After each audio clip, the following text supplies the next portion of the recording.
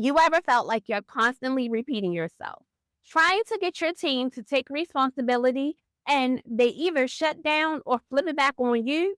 Like, it's not my fault. You always blame me. Or worse, silence and a slammed door. And in that moment, you wonder, am I doing something wrong? Why does everything feel like a battle? This video is for you. We're taking the one accountability lesson every teen should learn at home and the 6 emotionally intelligent ways to teach it without you losing your mind. Because here's the truth: if a teen doesn't learn accountability at home, where it's safe, where they're loved, they'll carry avoidance into adulthood, into relationships, into their own parenting, and into their future. And that's too high of a cost. Let's be clear. Accountability isn't about punishment. It's not about control. It's about ownership, emotional safety, and growth. If you've ever said, I just want peace in my house, why do I always have to be the bad guy? Or can't they just own it for once? You're in the right place, because I am going to show you what I call the accountability ladder. It has 3 rungs: awareness, ownership, and repair. The 6 steps that I'm about to teach you climb that ladder and help your team grow into someone who can own their impact, repair harm, and stand tall in their truth. I've used this exact process with dozens of moms inside my coaching program, and it works without the power struggles, without punishments, and without perfection. If you want to learn more about my coaching program, the link is in the description. Now, I know it's hard to admit when you mess up. We're the parent. We're supposed to have it together. But teens don't learn from lectures. They learn from watching us. Let me tell you a quick story. That was one day where I snapped at my son over something so very small, like a towel on the floor. I was exhausted. And of course, we know it wasn't really about the towel. Later that night, after I had some time to myself to recalibrate, I went back to my son, and here's what I said. I overreacted earlier. I was tired and I took it out on you. That wasn't fair, and I apologized. He didn't say much, and I didn't need him to. But the next time he messed up, he came to me first, because I modeled accountability for him. And that made him feel safe to try taking accountability as well. And that's how we start. Every time we show our teams that it's safe to take responsibility, we're planting seeds of emotional strength that they'll use for life. Before your team can own what they did, they have to understand what drove it. So when your team lashes out, try asking, what were you feeling when that happened? Or what was going on inside? You're not excusing their behavior, you're decoding it. That builds emotional awareness, which is the first rung of the accountability ladder. Once they can once they can name the feeling, they can begin to regulate it. And that's the first real step toward true accountability. Remember, understanding behavior isn't about letting them off the hook. It's about handing them the tools to grow. If this is hitting home for you and you're realizing this is the kind of parenting I want to do, but I don't always know how, I can help.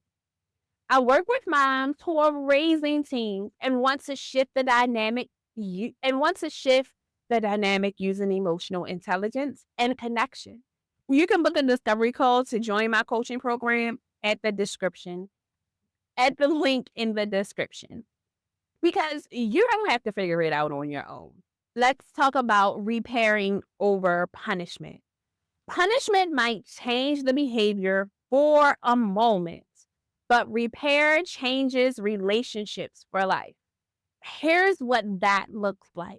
Instead of grounding them for yelling at their sibling, say, What do you think needs to happen to make this right? Let them think. Let them own the solution.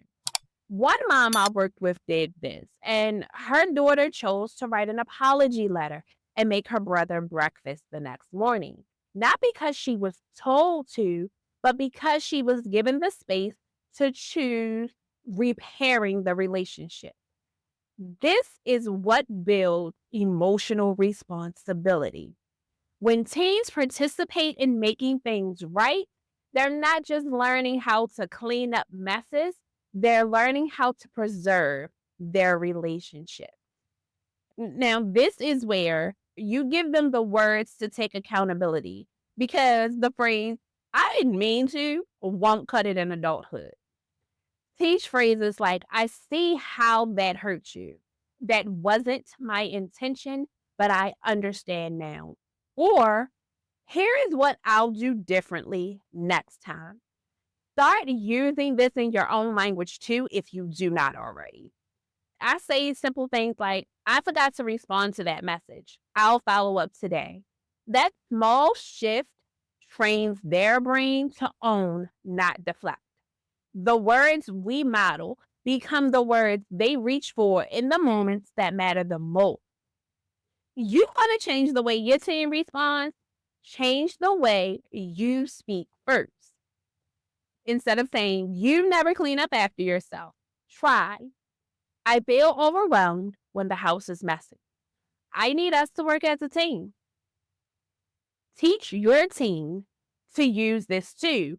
It lowers defensiveness and it boosts self awareness. This is emotional intelligence in action. When we teach them to express how they feel instead of who's to blame, we give them the language of leadership and empathy. Instead of setting all of the rules for them, co create the rules with them. Ask questions like, what does being accountable look like in our home? How should we handle mistakes as a family? Let them contribute, write it down, make it visible. One mom I worked with put it on the fridge, and her team started checking it before she made decisions because she felt ownership, not obligation.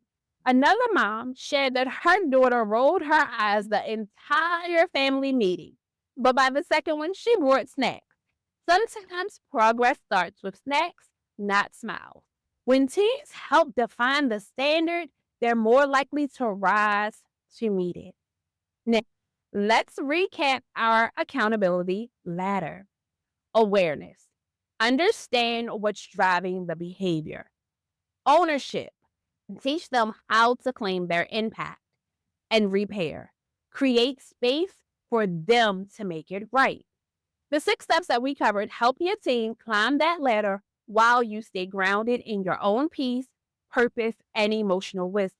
You don't need to be perfect. You just need to be present and willing to grow together. Let me ask you this. Which one of these steps are you going to try this week? Drop it in the comments. I read each and every one of them. And if you're ready for deeper support, I'd love to work with you. Click the link in the description to book a call with me. Be sure to watch the next video, the hidden link between your beliefs and your emotions. It's going to help you understand your teen and yourself on a whole new level, especially when it comes to decoding their reactions and deepening connection. Let's raise emotionally intelligent teens and build homes full of trust, growth, and love. You got this. And I'll see you guys over in the next video.